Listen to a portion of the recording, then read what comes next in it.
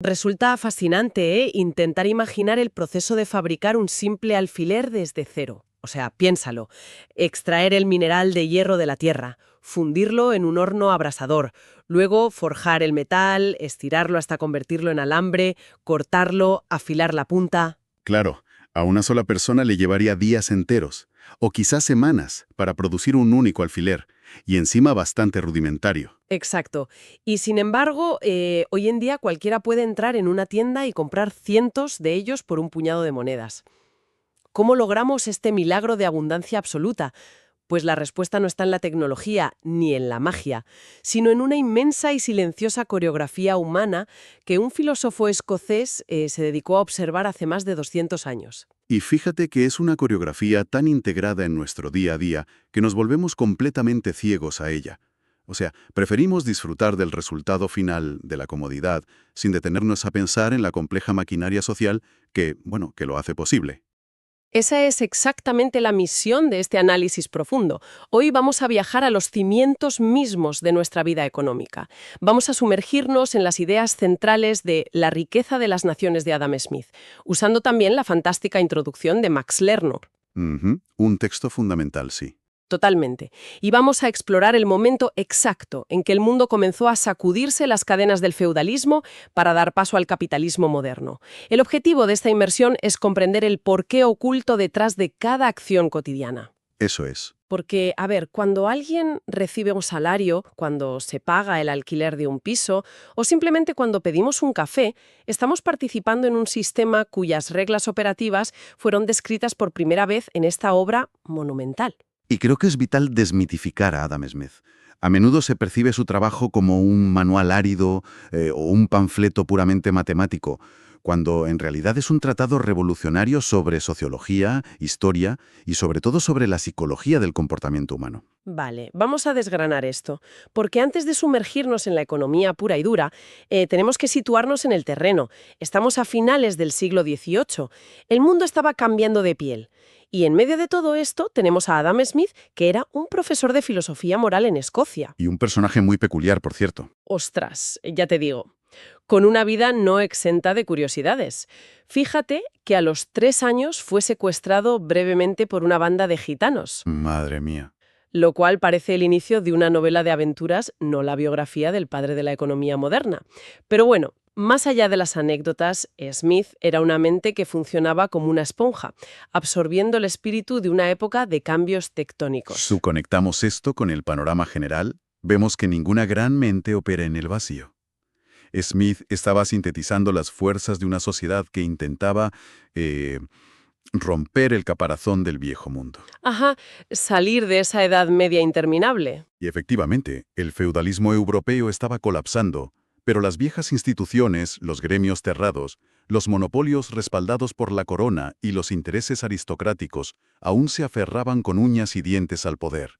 Su libro fue en muchos sentidos un ariete intelectual diseñado para derribar esas puertas. Quería liberar a la economía de los mandatos arbitrarios de los reyes y los nobles. Y aquí surge una de las paradojas más increíbles de la historia intelectual. Porque al leer sus textos originales, queda clarísimo que Smith sentía una profunda simpatía por la clase trabajadora. Sí, por los aprendices explotados y los granjeros, tal cual. Exacto. Detestaba abiertamente a las grandes corporaciones y a los monopolios, a los que veía básicamente como parásitos del sistema. Sin embargo, y esto es lo fuerte, su obra terminó siendo adoptada casi como un texto sagrado por la emergente clase empresarial. Claro, para justificar precisamente la falta de regulación. Eso es. ¿Cómo se explica esto? O sea, ¿fue Smith el creador involuntario de la codicia corporativa sin frenos o simplemente lo malinterpretaron? Pues a ver, es una tensión histórica real y muy profunda. Smith no era en absoluto un mercenario al servicio de los capitalistas.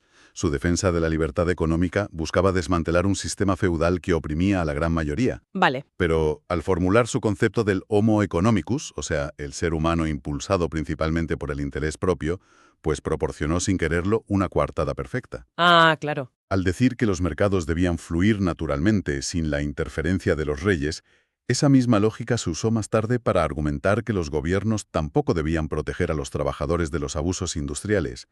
Es un ejemplo clásico de cómo una idea revolucionaria puede ser utilizada a lo largo del tiempo por diferentes espectros políticos. Ya, a veces para liberar de controles asfixiantes y otras para justificar la falta de protección a los más vulnerables. Resulta fascinante cómo las ideas cobran vida propia una vez publicadas, la verdad. Totalmente. Pero bueno, adentrémonos en el núcleo de su propuesta.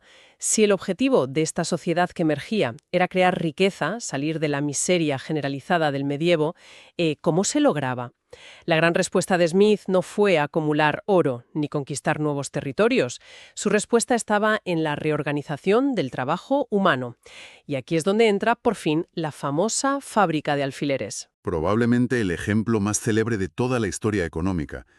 Smith observó que la verdadera causa del aumento exponencial en la capacidad productiva humana era precisamente la división del trabajo. Y el nivel de detalle que aporta es deslumbrante, porque Smith relata que un trabajador no capacitado en el oficio de hacer alfileres, que no conoce la maquinaria y tal, apenas podría fabricar un solo alfiler en todo un día. Nada, 1 o 2 con suerte. Claro, con un esfuerzo sobrehumano tal vez llegaría a 20. Pero luego describe cómo se había reorganizado esa misma tarea. El proceso completo se dividió en 18 operaciones distintas y especializadas. 18 pasos, ¿sí? Un operario estira el alambre, otro lo endereza, un tercero lo corta, un cuarto lo afila, un quinto pule el extremo para recibir la cabeza. Fabricar la propia cabeza requiere 2 o 3 operaciones separadas. Es una locura de microgestión. Ya te digo, insertarla es un oficio. Blanquear el alfiler es otro, e incluso empaquetarlos en papel es un trabajo específico. Y el salto cuantitativo es lo que cambia el curso de la historia, porque al dividir el trabajo de esa manera, un pequeño taller de solo 10 personas lograba producir, agárrate, 48.000 alfileres al día. ¡Ostras! 48.000. Eso equivale a 4.800 alfileres por persona. Pasar de 20 alfileres a 4.800 es brutal. Y Smith identifica los 3 mecanismos exactos que permiten este milagro de la productividad. Exacto. El primero es bastante obvio, la pura destreza física. Si alguien se pasa 10 horas al día haciendo un solo movimiento repetitivo, como afilar un alambre, sus músculos desarrollan una velocidad y precisión inalcanzables para alguien que hace de todo un poco. Lógico, te vuelves un maestro de ese micromovimiento. El segundo mecanismo es el ahorro del tiempo. Al parecer, el simple acto de pasar de una tarea a otra, de soltar el martillo para coger las tenazas o de moverse de una mesa de trabajo a otra, genera una pérdida de concentración y de tiempo que, sumada a lo largo del día, es devastadora para la eficiencia. Efectivamente. Y el tercer mecanismo es el que realmente catapultó la revolución industrial, la invención de maquinaria. Al simplificar una tarea hasta reducirla a un solo movimiento repetitivo, se hace mucho más fácil que la mente humana, o la pura pereza, conciba una máquina que haga ese movimiento. Y no hay mejor ejemplo de esa pereza creativa que la historia de Humphrey Potter. Ay, me encanta esa historia. Es buenísima. En los albores de la máquina de vapor había un niño llamado Humphrey, cuyo trabajo consistía, literalmente, en abrir y cerrar una válvula que comunicaba la caldera con el cilindro. Tenía que hacerlo manualmente, tirando de un tirador a un ritmo constante. ¡Qué aburrimiento para un niño! Total. Y él solo quería ir a jugar al patio con los otros críos. Así que, observando el mecanismo rítmico de la propia máquina de vapor, se le ocurrió atar una cuerda desde el mango de su válvula hasta otra parte móvil de la maquinaria, y el muy ingenioso automatizó su propio puesto de trabajo para poder escabullirse a jugar. Es fantástico. Y demuestra que la automatización no solo venía de grandes ingenieros con estudios, sino de operarios buscando evitar el esfuerzo físico. Tal cual. El resultado final de esta inmensa red de especialización es lo que Smith denominó opulencia universal. Él argumenta que la civilización es básicamente una red masiva de cooperación. Piensa en el abrigo de lana más humilde de un jornalero. Esa simple prenda es el producto del trabajo conjunto de pastores que criaron la oveja, esquiladores, tintoreros, hilanderos y tejedores, pero también de los mineros que extrajeron el hierro para hacer las tijeras del esquilador o de los marineros que trajeron los productos químicos de ultramar para los tintes. Es alucinante cuando lo piensas así. Y de hecho, Smith llega a hacer una comparación que, para la época, debió resultar súper provocadora. Afirma que gracias a esta red incalculable de cooperación comercial, Un campesino europeo de clase baja vivía con muchas más comodidades materiales que un rey africano que tenía poder absoluto sobre la vida y la muerte de miles de súbditos. Una afirmación fuerte, sí. Pero aquí necesito hacer de abogado del diablo, porque escuchar la descripción de la fábrica de alfileres, esto de dividir el trabajo humano en 18 micromovimientos repetitivos, ¿no es una receta para destruir el alma humana? O sea, ¿no convierte esto a las personas en simples engranajes de carne y hueso, casi como robots? Es una crítica fundamental. Y lo sorprendente es que el propio Adam Smith estaba de acuerdo. ¿Ah, sí? Sí, sí. Lejos de ser un utópico cegado por la eficiencia económica, fue sumamente crudo al respecto. Escribió explícitamente que alguien que pasa su vida entera realizando unas pocas operaciones simples, como hacer la 17ª parte de un alfiler, pierde la costumbre de ejercitar su imaginación y se vuelve, y cito sus propias palabras, estúpido e ignorante. ¡Qué fuerte! Reconoció abiertamente que la maquinaria de la riqueza producía una atrofia intelectual y moral en los trabajadores si el sistema no se compensaba con educación. Aquí es donde se pone realmente interesante. Porque, sabiendo todo esto, uno podría pensar que alguien diseñó este sistema maestro, que un rey o un consejo de sabios se sentó un día frente a un mapa y dijo: a ver, tú te dedicarás a hacer cabezas de alfiler, tú extraerás hierro y tú navegarás barcos. Pero no. Exacto, pero no. La división del trabajo no es producto de una planificación central humana. Según Smith, surge de un rasgo biológico, de un instinto animal muy específico, la propensión natural a permutar, cambiar y negociar una cosa por otra. Y es un rasgo exclusivamente humano. Como señaló con bastante humor, por cierto, nadie ha visto jamás a un perro hacer un intercambio justo y deliberado de un hueso por otro con otro perro. Claro, el perro coge el hueso y sale corriendo. Exacto. Cuando un animal llega a la edad adulta, es casi completamente independiente. Pero el ser humano depende perpetuamente de la ayuda de sus semejantes. Y aquí está el giro radical. ¿No podemos esperar esa ayuda basándonos en la simple bondad? Y esto nos lleva a la que es, sin discusión, la máxima más famosa de toda la teoría económica. No esperamos nuestra cena de la benevolencia del carnicero, el cervecero o el panadero, sino de la consideración que tienen por su propio interés. Una frase lapidaria. Totalmente. No apelamos a su humanidad, sino a su amor propio. Básicamente, si alguien tiene hambre y quiere pan, no va a llorarle al panadero sobre su desgracia. Le ofrece unas monedas que el panadero desea para alimentar a su propia familia. El egoísmo individual se transforma, casi mágicamente, en cooperación social. Lo fascinante aquí es cómo esta mecánica del interés mutuo transforma por completo la manera en que entendemos el talento y la desigualdad humana. Porque tendemos a creer que las personas se especializan en diferentes cosas porque nacen con talentos radicalmente distintos. Ya el talento innato. Pero Smith argumenta exactamente lo contrario. La gran diferencia de talentos no es la causa de la división del trabajo, sino su efecto. ¡Ostras! Esa premisa a mí me dejó alucinada. Smith compara a un filósofo cultivado con un mozo de cuerda, que es básicamente un porteador que carga fardos en la calle. Para trasladarlo a nuestro siglo, pensemos en un desarrollador de inteligencia artificial de élite y en un repartidor de comida en bicicleta. Un contraste brutal. Claro. La sociedad asume que nacieron con cerebros fundamentalmente diferentes. Pero Smith sostiene que durante los primeros 6 u 8 años de vida probablemente eran muy similares en capacidades.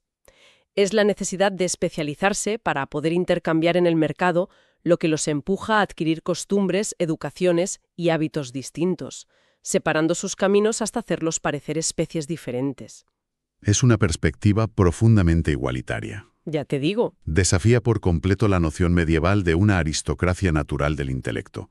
Básicamente nos dice que somos moldeados por el mercado. El sistema económico requiere ciertos engranajes, y nuestras identidades y habilidades se adaptan para encajar en ellos.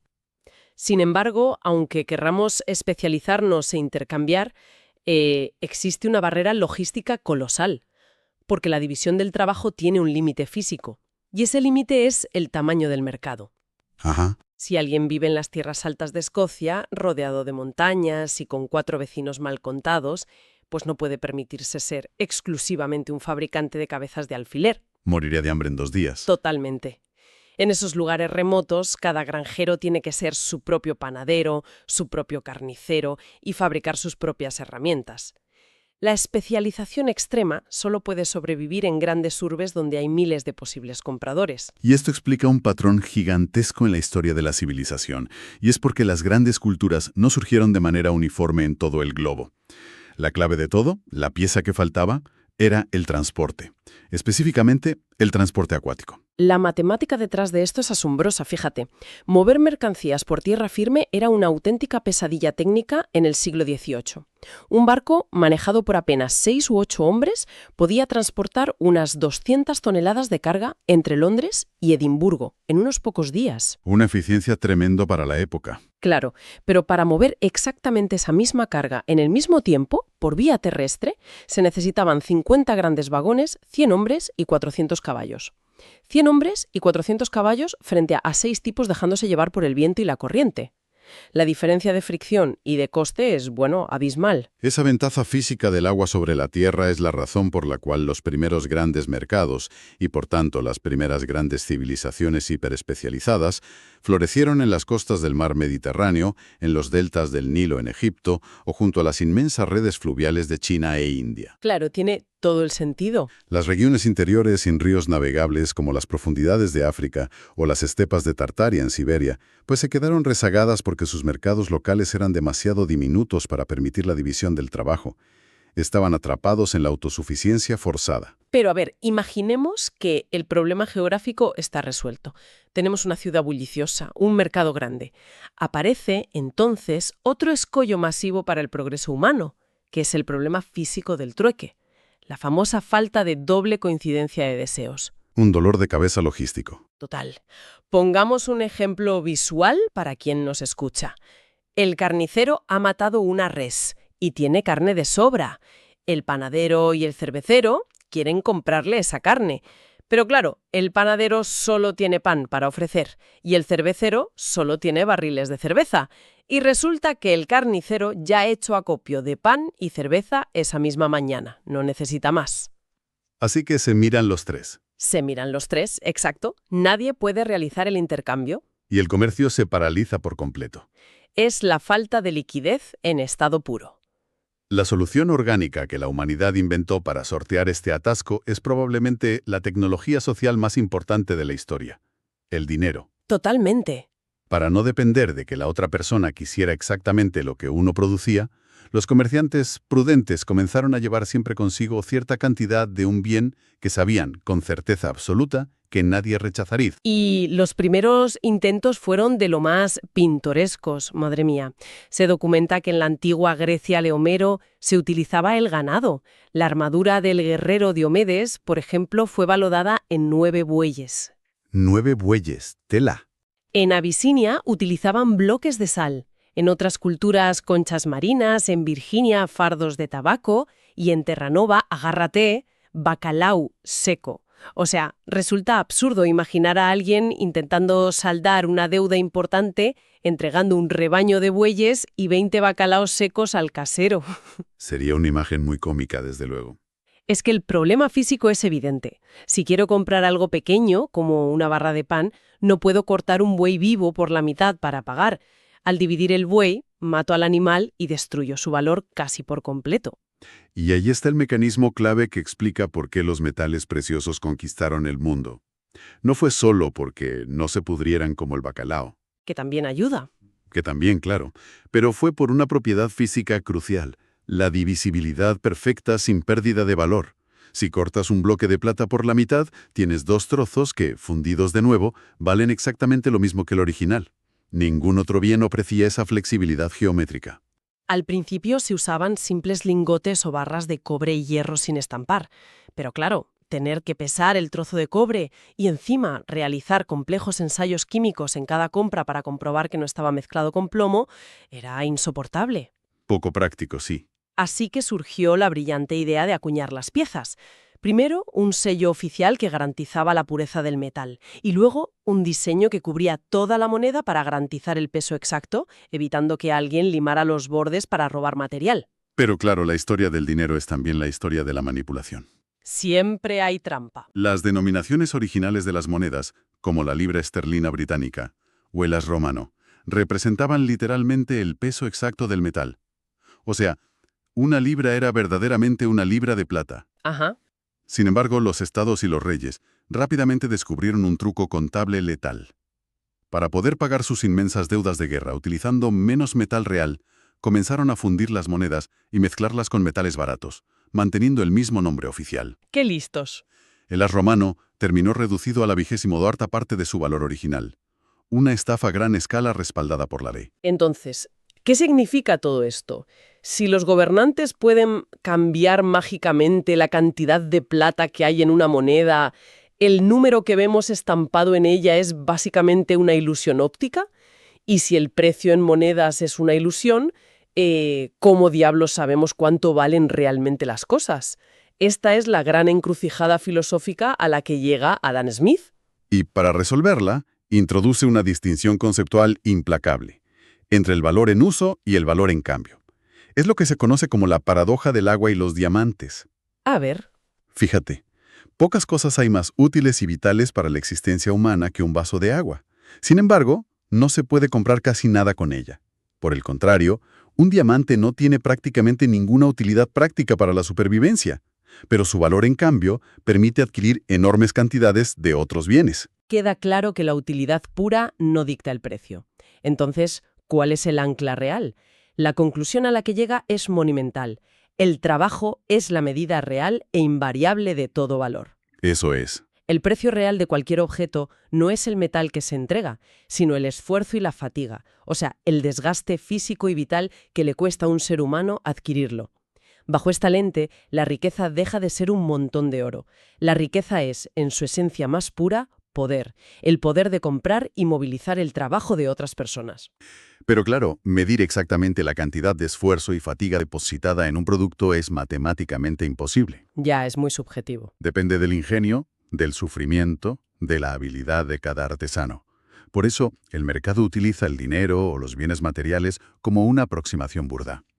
Pero incluso el oro y la plata son medidas traicioneras. Cuando se descubrieron las inmensas minas de América, la avalancha de metales preciosos inundó Europa, haciendo que el valor real de la plata cayera un tercio de lo que era. Y hay un detalle sumamente práctico derivado de esto. Smith advertía que si alguien pretendía redactar un contrato de arrendamiento a larguísimo plazo, digamos por un par de siglos, cometería un error terrible fijando el alquiler en una cantidad fija de plata. La recomendación técnica era fijar el alquiler en quintales de trigo.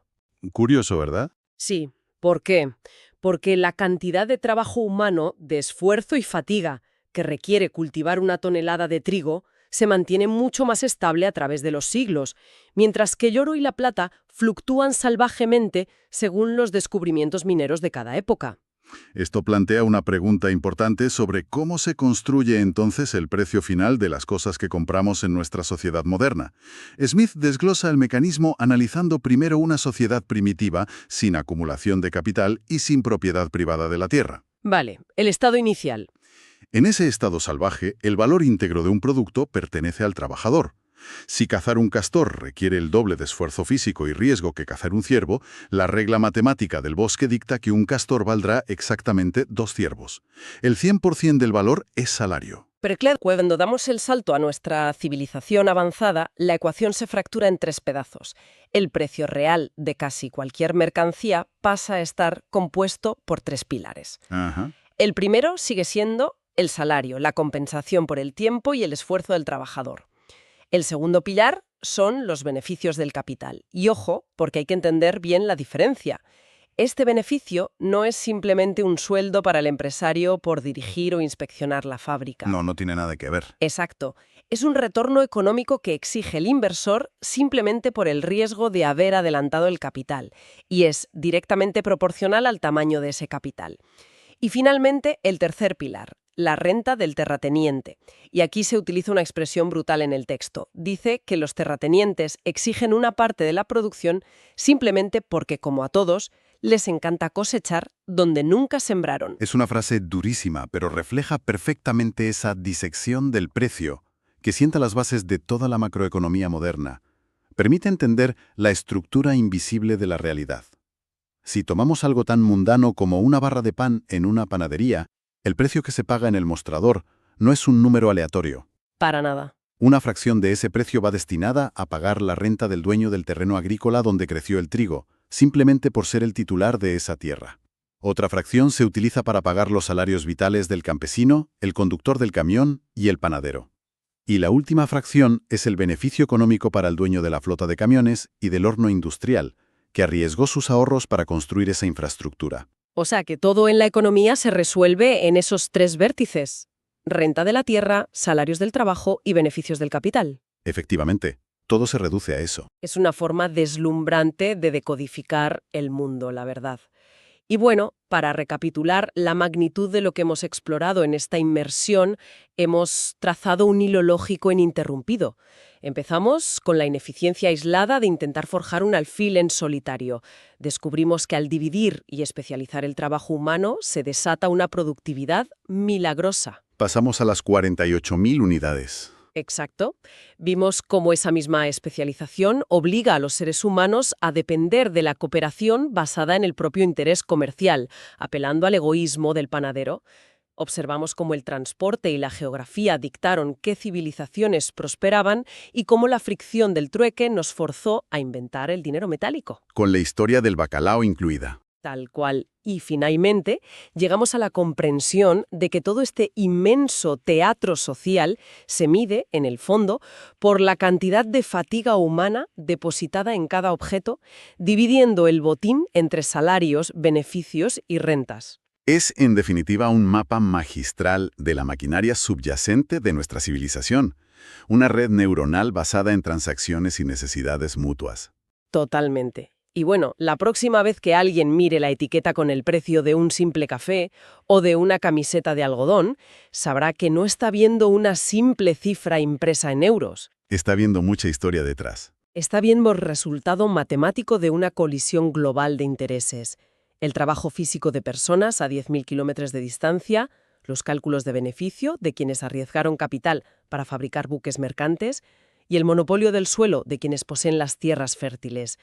Todo entrelazando a miles de extraños que jamás cruzarán una palabra entre sí, colaborando sin saberlo. Es pura poesía económica. Pero antes de cerrar este análisis profundo, hay una idea inquietante que queda flotando en el aire.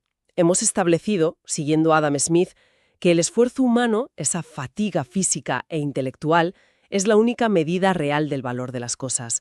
La riqueza es poder sobre el trabajo de otros. Ajá. Pero al mismo tiempo, vimos que la propia división del trabajo fomenta la invención de máquinas, como el pequeño Humphrey Potter automatizando su válvula, cuyo único propósito es, precisamente, eliminar la necesidad de ese esfuerzo humano. Paradójico, ¿sí?